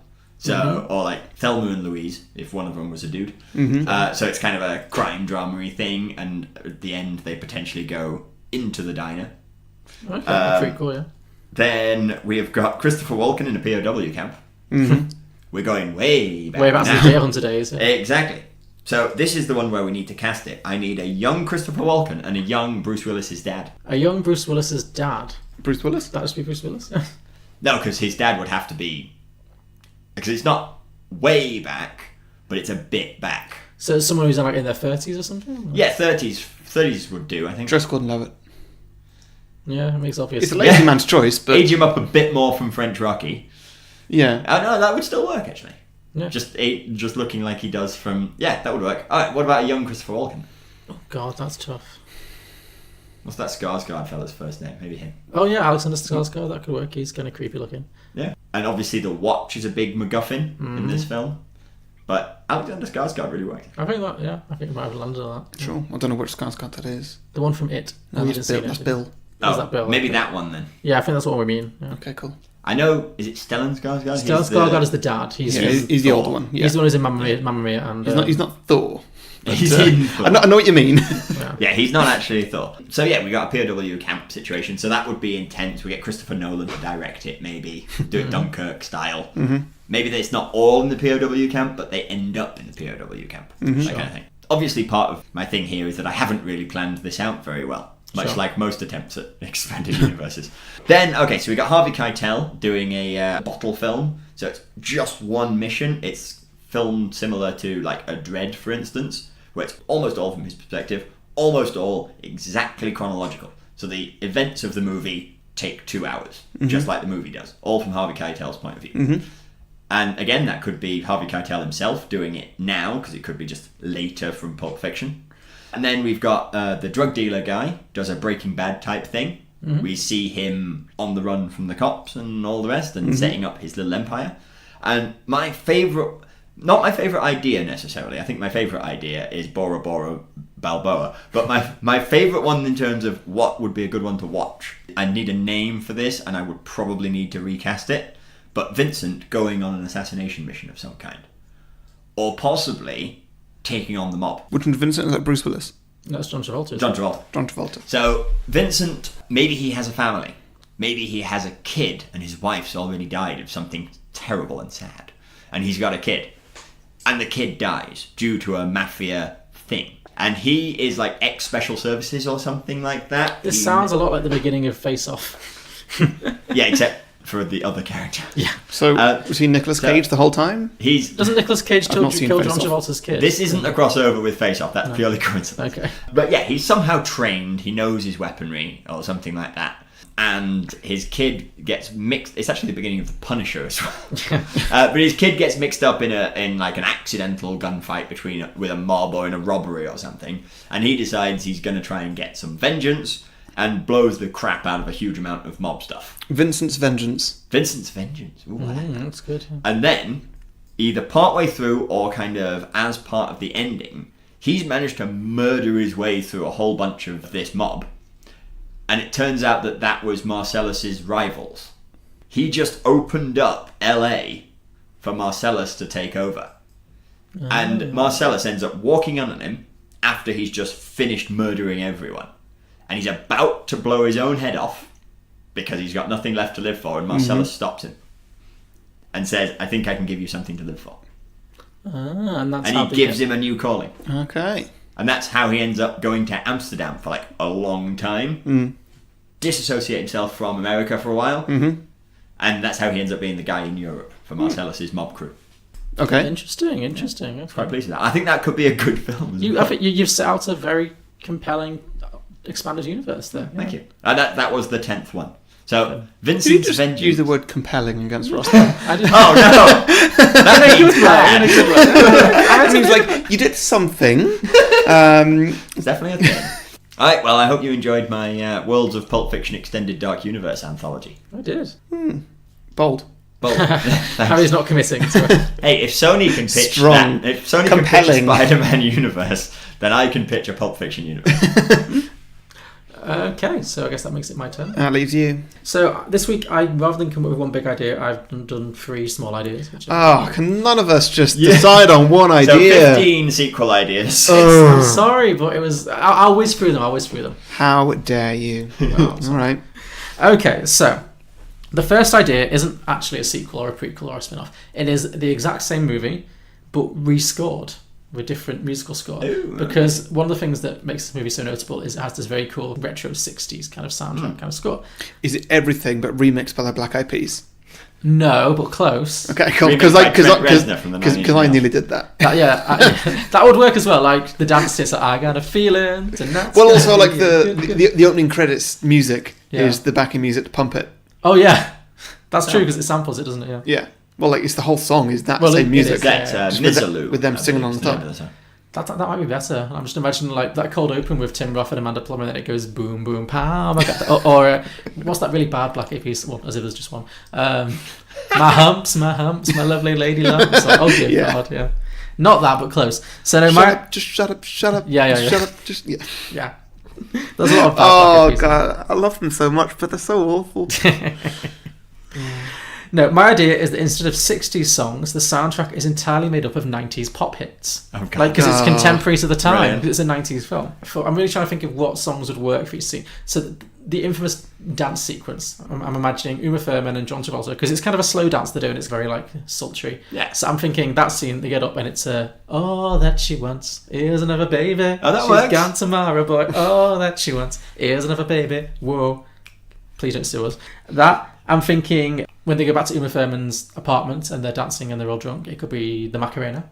Classic. And then who wouldn't snort heroin to get away from the Macarena? I can't remember any other big musical stings in the film, but yeah, other songs I'm thinking include obviously Wannabe by the Spice Girls needs to be in there somewhere. Yeah. And C'est La Vie by Bewitched as well. Maybe C'est La Vie plays in the Gimp scene, just to make it even more creepy and sinister. Like imagine they go downstairs. Can you have Two Become One by Spice Girls? During that scene. Oh yeah, during the rapes. Yikes! But yeah, because be a little bit wiser, baby. Put it on. Oh, God. And he puts the Gimp suit on. Oh God! I just realised how terrible that idea was. Then. Like it, yeah. Oh no! So that was basically it. Just exact same film, just with a different score. That's cool. Okay, yeah. My second idea is actually quite similar to yours, Ross. I know I said before we started recording that there's no way we'd cross over, but this isn't a million miles away, and we've had some similar ideas. Because my second idea is a film as a series of... this film is like a series of vignettes. Right? It's 3 or 4 short movies. Yeah. This is a series of short prequel movies that shows how some of the various couplings from the original film got together. So kind of rom-commy then. Some rom-commy, some we'll see. Just because I felt like there were a lot of couples in this film, some romantic, some just as friends, that you would think, how do these guys get to know each other? Like, how did this relationship begin? Yeah. So this is an attempt to explain that. So the first one, and this is very similar to one you did actually, is Uma Thurman and Ving Rhames. Yeah. Uma Thurman, a young Uma Thurman. I don't know who he'd cast as he. I mean, I'm not going to ask you to recast all of these because it takes too long. But essentially, a young Uma Thurman in her early 20s, Jennifer Lawrence or something, who knows, is an aspiring actress newly arrived in LA, and she meets Ving Rhames at some kind of party. And it is actually just a sweet romantic comedy about two misfits who bond over their love of 60s music and weird architecture. Because I don't know if you noticed, but in the scene when John Travolta and Uma Thurman go back to the apartment and get drunk and dance, in the background there's like a sculpture of a man sitting in a chair like this. Oh yeah, it's weird. And it's so weird. Did you notice that too? No, I missed it. It's so bizarre. That is a generally weird flat. It is a very... The decor in that flat is very... I had a lot of questions. But the main thing about this is I want this to be like a classic rom-com in the vein of like When Harry Met Sally or Sleepless in Seattle. Yeah. It's very talky and quirky because I want to see Ving Rhames playing against type. Like, Ving Rhames in this film, and also in the Mission Impossible series, he generally doesn't get to talk much. He's got a few good monologues in this one. That's pride fucking with you. Yeah, he has a bit in this, but like he always has to play that kind of slow talking, kind of like, intimidating. Absolutely. I would love it if like when he's not gangstering, he's just like really quirky and offbeat and kind of, could this... and neurotic. Like he's like a Billy Crystal type. Yeah. Could he occasionally have to deal with phone calls and like he leaves the room because he doesn't want to gangster it up? Well, this is the thing. Yeah, he's living a double life. So, so she meets Ving Rhames as this kind of very quick-witted, quippy, kind of quirky, interesting character, and they have all this great romantic comedy dialogue and stuff.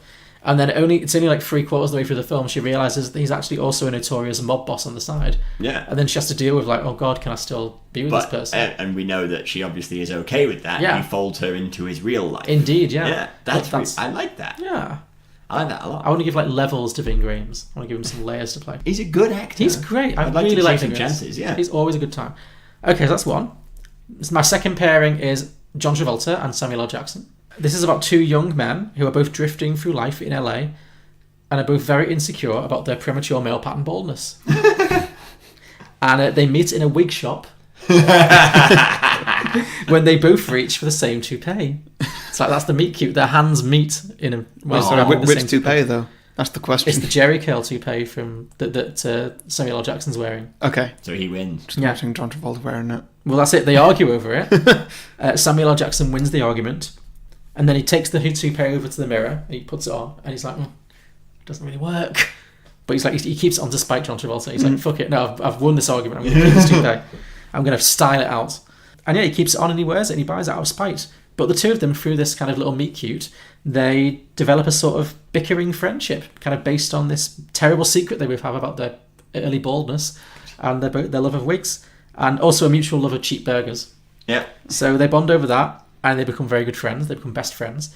And at some point, they meet up with Ving Rhames. The two stories collide, and then they fall into the crime scene, and the storylines converge. That's cool. And that's number 2. Number 3 is Pumpkin and Honey Bunny. Oh, yeah. At this point, these two are both weird theatre kids who've come to LA to kind of crack into the acting scene. Ooh, I like it. They're both terrible hipsters who think they're really talented, but actually they're both terrible at acting. They fail all of their auditions, so they decide to put on their own production of a play about Bonnie and Clyde.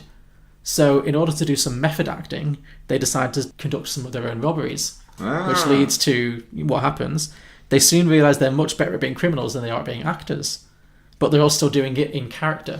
Yeah. So that's why they're both so weird, especially Honey Bunny, because she goes from like... She flips, She flips characters. It's like, are you ready to get into character, Honey Bunny? That's cool. So then that's why when she jumps in, she's sort of like, yeah, now I'm playing this crazy bitch. Now it's like, any motherfucker who moves, I'm going to blow their heads off. Like, it's a little bit with Nail and I, actually. Yeah, totally. So that's why she's an actress, she's playing a role. So, yeah. Number 4 of 5, I'm getting there. Butch and Fabienne. All I've got from this is that their prequel is their love story. It's exactly the same as that awful plot strand in Love Actually, where Butch goes to France to get over an awful breakup and ends up seducing the help against her will. She doesn't understand what's going on, but she learns English as they romance. But she remains deeply afraid of him, and that's why in the Pulp Fiction universe, she's kind of tentative and terrified of him because he's just this weirdo who turned up, basically kidnapped her, taught her a bit of English. You're writing Butch pretty horrible here, aren't you? Yeah, I didn't care for Butch. Oh, fair enough. Liked Bruce Willis's performance. Character, not so much. And finally, Zed, Maynard, and the Gimp. In this film, I'm crossing it over with It's Always Sunny in Philadelphia. Great. Because apparently, I didn't pick this up in the film, but apparently Zed and Maynard, I think Maynard runs the pawn shop and Zed is the police officer / security guard / stripper who rapes and rapes. Yeah. They're supposed to be brothers, apparently. Okay, cool. So in my story, they're brothers and also occasional lovers. They are the McPoyles. Brilliant. Yeah. Brilliant. This is pre-Philadelphia, so they're in LA, and they open a pawn shop together, but they end up murdering most of their customers. And they end up hiring a store assistant to help out to do some overtime, who's a very lovely, mild-mannered young man who just wants to earn a few extra dollars on the weekend. Oh no. But they ultimately manage to turn him through bullying and sexual abuse and conversion. They end up converting him into the Gimp that we meet, and the whole film is just following how they torment this poor guy until he is just the Gimp that we see in Pulp Fiction. And then it ends with, obviously, the Pulp Fiction sequence of events happens. They get horribly injured, but they actually both survive, somehow recover from their wounds, get away from Ving Rhames. Sorry, how do they both survive? It's a stretch, but just go with me. Oh, okay. And then the film ends with them making their way to Philadelphia and making some new enemies in a downtown bar in Philadelphia. Okay, cool. So one of them has lost his crotch. Yeah. The other one... a shotgun blast. Yes. The other one has been sliced open and then stabbed. Yeah. That's why they're so angry all the time. The McPoyles are not happy people. No, true. Okay. Yeah. Cool. Yeah, whatever works for you. I don't see them getting away from Ving Rhames, though. He's standing there with a shotgun. It's and he's dramatic got a bunch license. of friends. We don't say it's dramatic license. No, they overpower him, they kill him, they leave, they flee. Oh, shoot. You didn't kill the main character. Maybe the one who's been stabbed, he's still alive, but Ving Rhames thinks he's dead. He gets the upper hand somehow. Yeah. Gets a gun. The McPoyles do often manage to, claw victory back from the jaws of defeat. That's true. So that was my second idea, a sequence of prequels. My third idea is set in a post-apocalyptic America of the future, in which the planet Earth has become virtually uninhabitable, and the young people can only distract themselves by hooking into a virtual reality mass RPG known as the Oasis.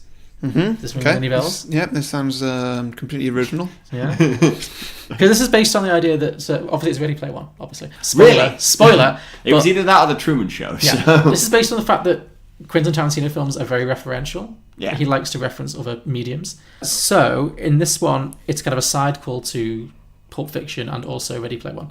And our heroine in this film is a gothy-looking Irish girl in her early 20s. Oh, okay. Unlike many of the players, she has no interest in winning any challenges or chasing any golden eggs or, taking over the company. She just wants to get high and find classic movie reference characters that will help her to get high. So she's just wandering around the whole pop culture universe, just getting high in classic movie scenes.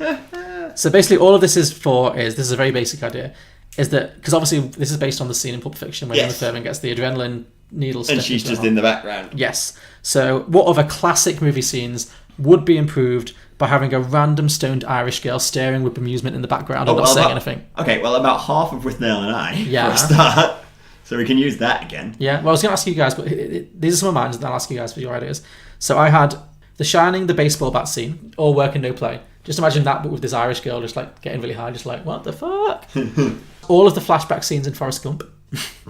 So she's not necessarily in scenes where the other characters are getting high or anything. She's just getting high and watching them, yeah.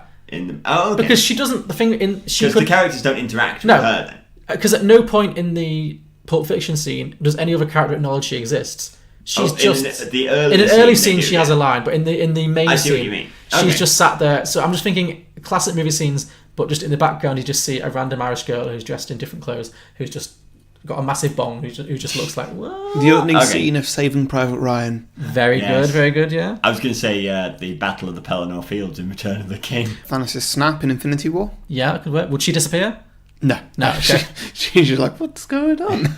I had Empire Strikes Back, the I Am Your Father scene. Oh, yeah. I had the end of It's a Wonderful Life. Mm-hmm. Just because it's black and white, but just in the background. I'm going to say James Bond, one of the earlier films where he forced himself on a woman, and she's in the background now. Yeah, nice. Can I put her in Trainspotting in any of the drug-taking scenes? Yes. That fits quite nicely. Mm-hmm. I had the climax of 2001 A Space Odyssey with the floating baby. Yeah, sure. Yeah, that works. And my final one was that scene in Downfall where Hitler goes on the big rant. You know that one? Oh, yeah. I'm going to say in Inception, near the end, when they start jumping out of each dream section. She's in old everyone. Pacific Rim, the bits where you're inside the Jaeger head and the two people are in the suits, synchronized running or synchronized fighting or whatever. She's just sat in the back of the head, just watching the guys fight running around. Gravity, when Sandra Bullock gets into the into that shuttle and it's her, and then George Clooney joins her for a brief moment. And she's in the seat in the back. She's there. The funny is she's never got to. No one else ever has to notice her. Oh yeah, of it's course. Always just that she's in the background, just looking like, what the fuck? End of Planet of the Apes. You did it. You blew it up. Yeah. And she's just sat there next to Charlton Heston, just getting high. Perfect. Anyone? Oh, she's sat in the passenger seat of the DeLorean every time Marty jumps through time. Mm-hmm. Titanic. She's on that bit of debris. Standard. I'm trying to think of scenes where the point... she's on the iceberg. She's on the iceberg, yeah. She is the iceberg. I saw a cartoon recently, and I wish I could credit it because I can't remember who did it, but it was Titanic would have been a victorious movie if it was from the point of view of the penguins on the iceberg. Yeah. Apollo 13, she's on the moon. Like it. Any scene where the point is that it's supposed to be empty and lonely, so The Martian. The Martian. Into head. She's there on Mars the entire she's time. always there. She's always following around Matt Damon. Yeah. What other really isolating movies out there where there's only one character? Big part of Castaway. 2001. Castaway. She's Wilson. Yeah. Perfect. Oh. There you go. You get the gist. Okay, I think we've done it. I think we've nailed exhausted that one. Yeah, so those are my sequel ideas. Yeah. So what was that? An anthology from you, an anthology from Harry, 10 films from me, and an extra 3 films from you two between. Yeah, well, basically, that's a lot of ideas. We took the Tarantino style to its natural conclusion. Okay, so should we get to listener submissions? Yeah, I've got a bunch actually. Oh, okay. Do you want to start then? So Harry Edward Ware says Bruce Willis has PTSD from the events and it drives him insane over the course of many years. Till one day he finally snaps and starts killing people at a Pop-Tart factory, also wearing the Gimp suit from the first film. Why a Pop-Tart factory? It's just what I said. Okay. Just what I said. Creative. I like direction. Yeah. Creative direction. Okay. Yeah. Okay. So. I don't know how to pronounce this guy's name. Dante Pinau? I've seen him on Facebook so many times, but I've never had to say his name out loud. I'm sure he'll correct you. I've had that before. They'll correct if they hear it. They'll correct you on a future episode. Yeah. So I legitimately want a sequel following Samuel Jackson's character. Maybe he starts seeing Travolta's character and just talking to him like they do in the first film. But secretly, he's going insane, and that's why he's seen Travolta when Travolta's actually dead. Ooh, a bit of a Fight Club or Sixth Sense kind of. Yeah. Wait, hang on. Could he also be seeing Butch's character? And it turns out he's dead. He says. You could kind of play it two ways. Like, one would be Travolta is following him around and torturing him because Sam knows he's dead. Or you could do it where Sam Jackson's just chatting with Travolta, but there's undertones of insanity. Both good, yeah. Both work. If it turns out Bruce Willis was dead all along, though, yeah, that'd be a good tie-in, yeah. Luke Crowson says a sequel called Science Fiction, and Samuel L. Jackson is a robot. Nice. Yeah. Science fiction. I like that. It's good, isn't it? I like that a lot. Matt Dalthorpe says fan fiction, a spiritual sequel drawing from erotic fanfic tropes instead of pulp tropes. That's good. Yeah, I like it. Specifically erotic, though. It couldn't just be regular fan fiction. It has to be erotic fan fiction. Mm-hmm. Fair enough. It's the only kind worth talking about. I mean, I'm not gonna suggest your idea is wrong for that. In fact, if anything, it's better. There's one every week. So Tommy O'Hara says, "Here's my idea. Don't do it." Sure. There's always somebody. I've said that before about previous ones you've suggested. I mean, it's the point of the podcast, but yeah. Go on.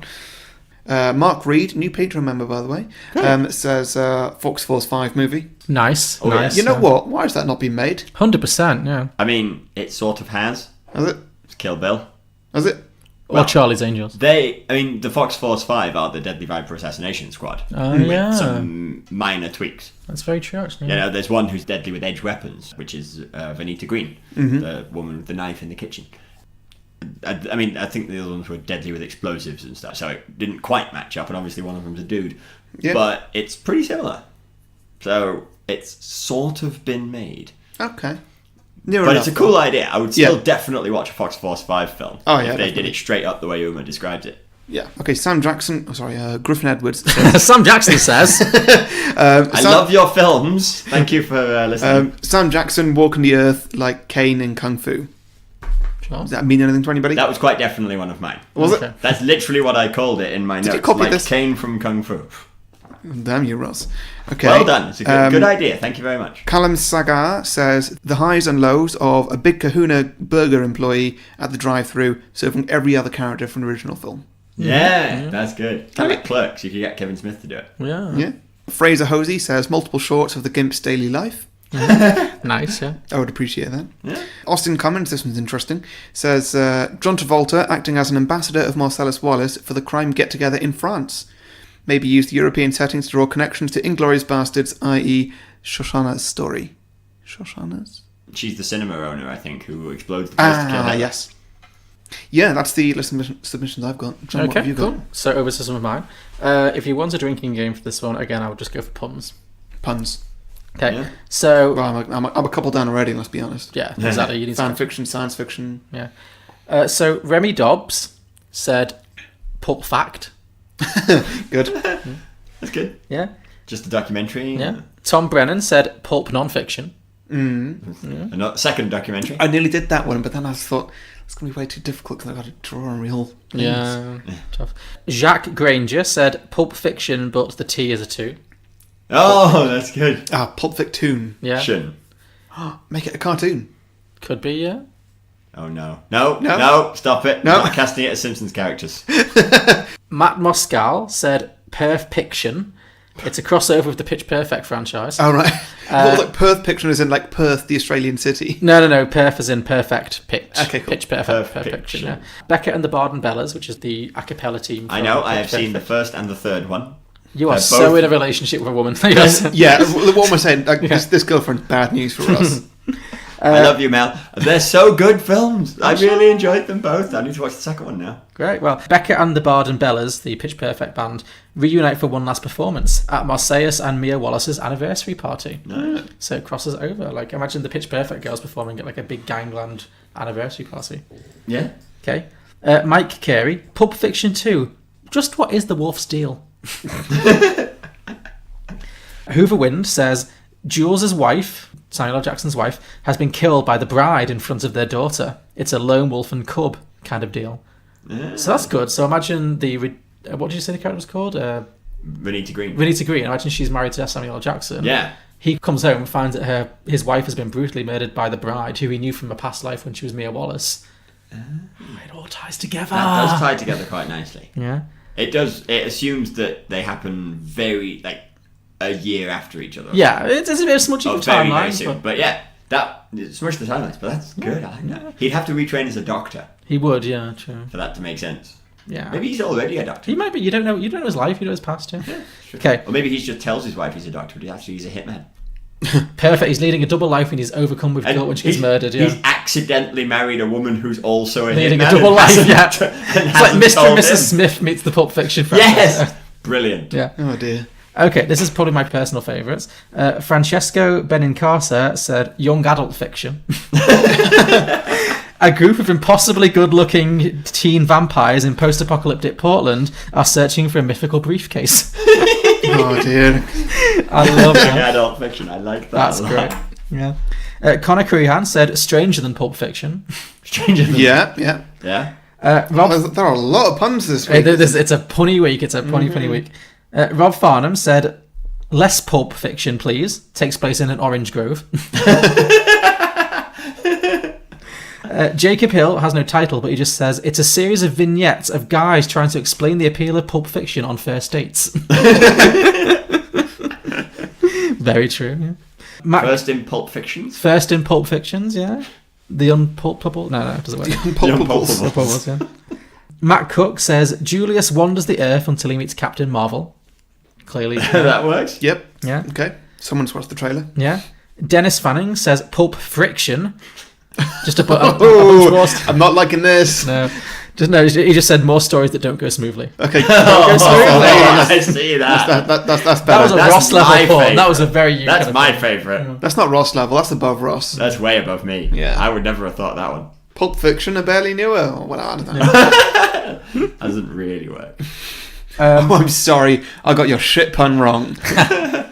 Easy now, guys. Will Buckingham just says Zombie Vince, which I actually think it's a small idea. It would work really well because that would be a very good way to account for the way John Travolta currently looks.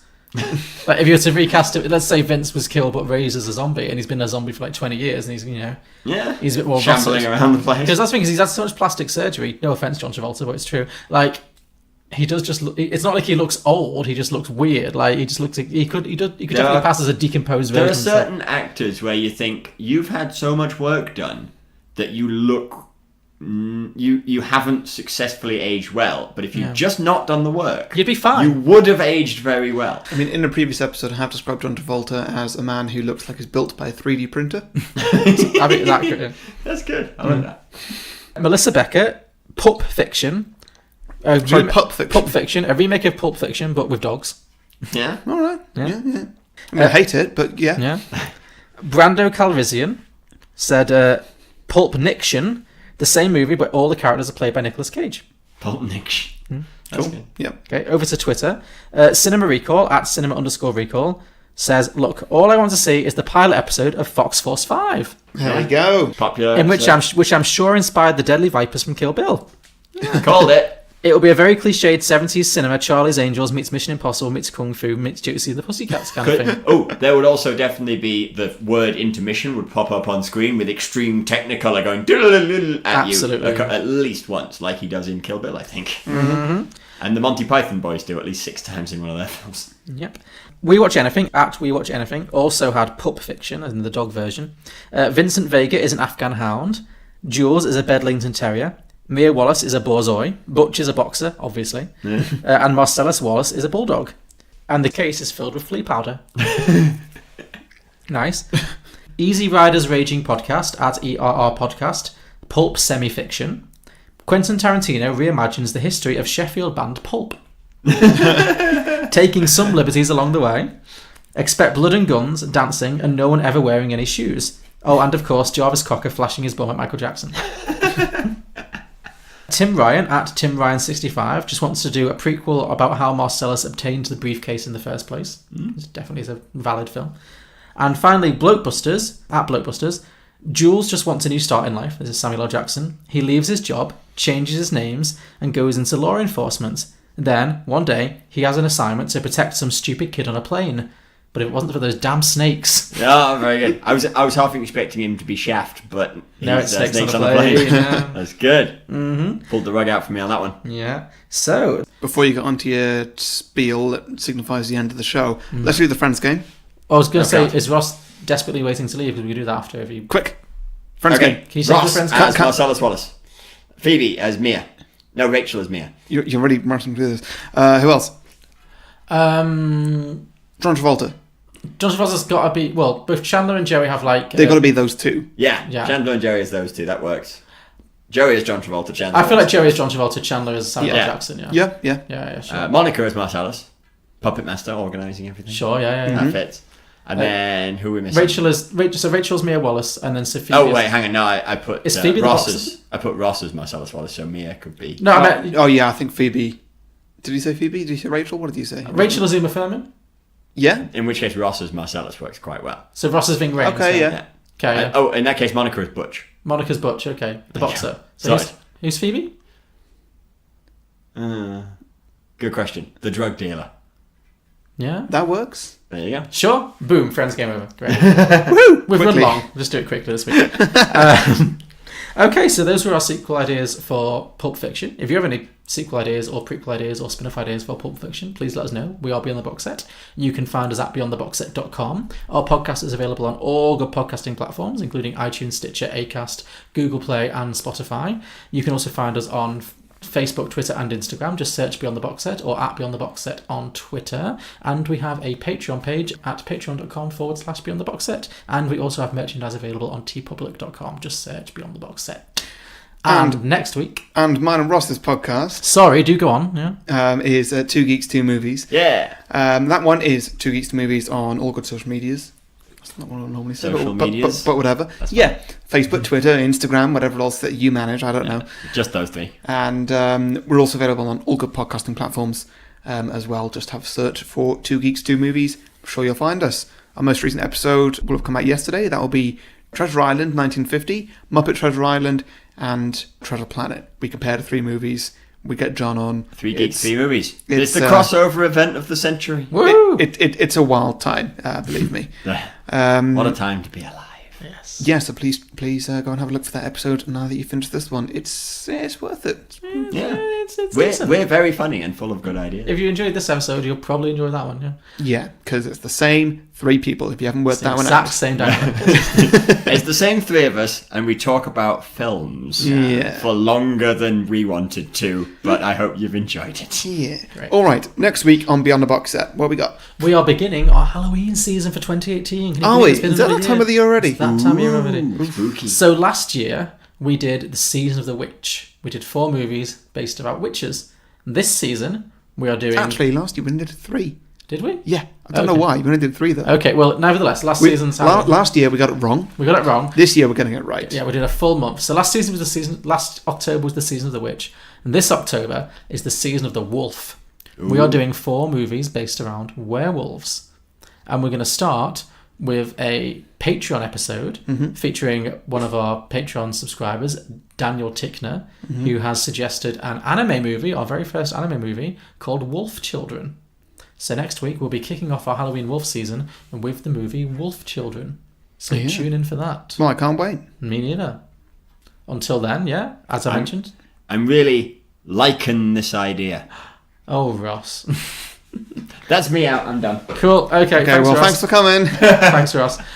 So tune in next week for Wolf Children, and thank you, Ross, for joining us. Well, thank you for having me. I was going to say, would you like to plug anything? We've already thoroughly plugged. We've plugged the heck out of 2 Geeks, 2 Movies and the concept of juggling. True, yeah, and also was it Ross Burton Circus Artist? That's the one.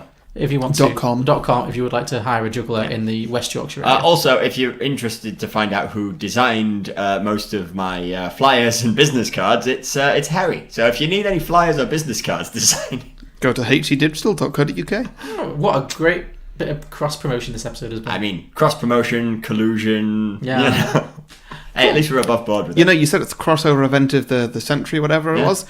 It's Ross Burton Circus Artist and HC Digital. That's the crossover. That's the crossover event of the century. That's a good point. Cool. So, join us next week for Wolf Children. Thank you, Ross. Thank you, Harry. And good night. Bye. Bye. Bye.